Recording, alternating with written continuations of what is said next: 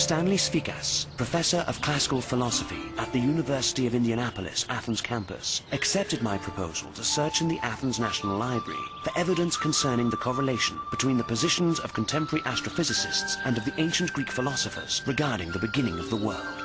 Professor Sfikas has published a doctoral dissertation on Aristotelian metaphysics, and his views have always been especially valuable to me.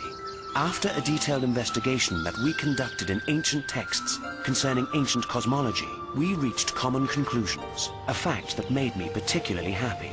The important point about the question concerning the beginning of the world and its functioning that Professor Sfikas emphasized in his discussions with me is whether the question itself is of exoteric or esoteric significance. I took this to mean that if we were to formulate a theory about the beginning of the world, based solely on cold numbers and equations, then we would create a theory grounded in the nature of numbers, but not in the functioning of the principle itself. In order to discuss the hypothesis of a cosmic beginning, one is compelled from a logical point of view to raise the question, what existed before the beginning? If we assume that prior to the beginning of the world there were only laws, we come to the legitimate question, how in an infinite past a certain God instituted a cluster of infinite laws without any possibility of their manifestation, trapped, as it were, in complete inertia. However, because law has as its main feature the expression of motion in any type of matter whatever, the notion of the inertia of laws contradicts common sense. Aristotle holds that matter is not generated, nor is form. Both are eternal. That which is generated is neither new matter nor new form. Becoming is a transition from a possibility to a reality, from potentiality to actuality. This is precisely what the all-powerful motion that transforms potentiality into actuality validates. This motion is identical with cause and effect, which define the constitution and the essence of the matter in the world. From this it follows that for the universe there never was a beginning. Zeno claims that there is no matter without spirit, or spirit without matter. Matter is the passive element of nature, which is in constant transformation, while spirit, which is considered an inseparable part of matter, is the active element. Every real entity has a physical constitution. The action of spirit upon matter manifests itself as what he calls seminal reason. And then you have Anaxagoras, who said that there are seeds, infinite number of seeds, and everything is in everything else, and there is mind. The first to speak about mind. Mind are the laws, of course, that govern the universe. For Zeno, the first principle of the world is spirit, that which defines and safeguards the lawful order of nature. Assuming that there was a big bang from a hydrogen molecule, that molecule would have to carry within it the seminal reason, meaning the breath of life, which expresses itself in an automatic interior activity. If this did not occur, then the universe is only mechanistic. If, however, it is only mechanistic, without the privilege of automatic motion, then its machine must be condemned to eternal inertia. But the dominant feature of the universe is motion. Thus, the universe as a whole, in this view, must be composed of matter and spirit, indissolubly bound.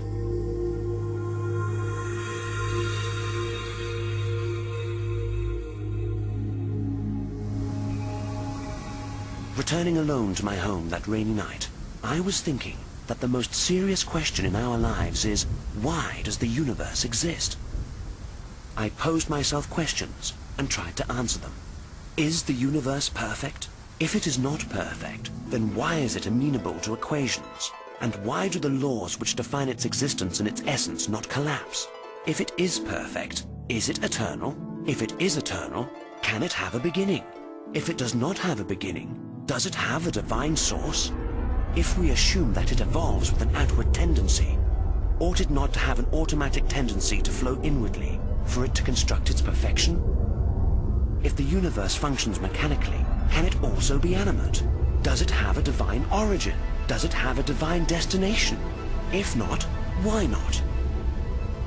As I turned the key in the door, I recalled the scientific view pertaining to the weak anthropic cosmological principle, which claims that approximately 10 billion years were needed for intelligent life to develop on our planet. In short, sentience, thought and human intelligence, according to this theory, must have begun from a zero basis, with a tendency towards an infinitely evolutionary state of affairs. Conversely, the more one examines the past, the more man is seen as less intelligent, according to the same theory. If this is the case, I said to myself, the entirety of Greek philosophy must be abolished, as it concerns the autonomous existence of complete knowledge.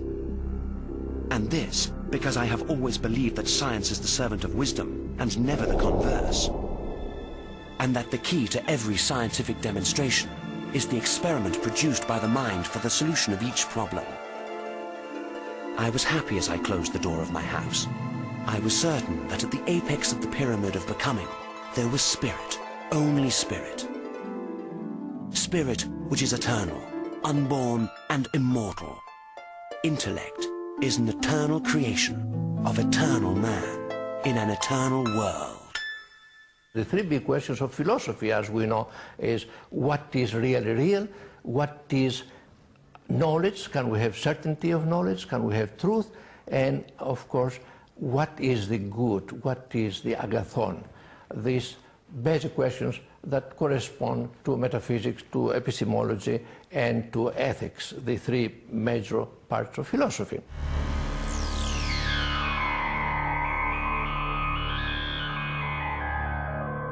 I always enjoyed accompanying Carolina to the popular market of Athens. I found it fascinating to watch the people, young and old, men, women and children, browsing, choosing, shopping. A strange twist of fate led us to a truly philosophical fishmonger. The owner of the fish tried to persuade me that the fish is at this moment in front of me, and that if I don't take it at once, it won't be there in front of me any longer, because someone else will have taken it. The fish you see before you, said the philosophical fishmonger, will no longer exist in 2 hours. It will be as if you never passed by here, so you are losing the opportunity to acquire it. Are you saying I will never find any fish again, because the ocean will run dry? I asked the fisherman, grinning. The ocean works for you and for everyone, answered the fisherman philosopher. The ocean does not run dry. It is infinite. Do you know why it is infinite? It's infinite for one reason, because it was never born, and it will never die. I know what I'm talking about. I believe you know a lot, Carolina told him. Have you ever seen the sun rise from the sea while you are in a boat fishing? The fisherman continued. No, I answered. If you are lucky enough to see it, then you will understand what God has granted us, and we don't know how to value it. In the end, I purchased the fish, not because it impressed me as food, but because I liked the man who sold it to me, and who spoke of eternal values. This is a fish. It might not also not be one for me if I had not bought it, and certainly, if I had not come to the market, I would never have learned that the fish is, in other words, exists. This fish came out of an ocean which continually produces fish. And this ocean is infinite in a conventional sense, since for millions of years humans have been eating fish from it without the fish ever disappearing.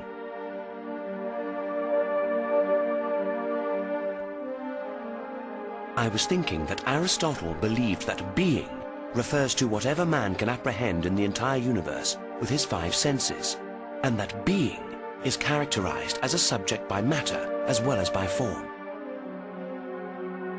So the fish exists for me because I perceive it.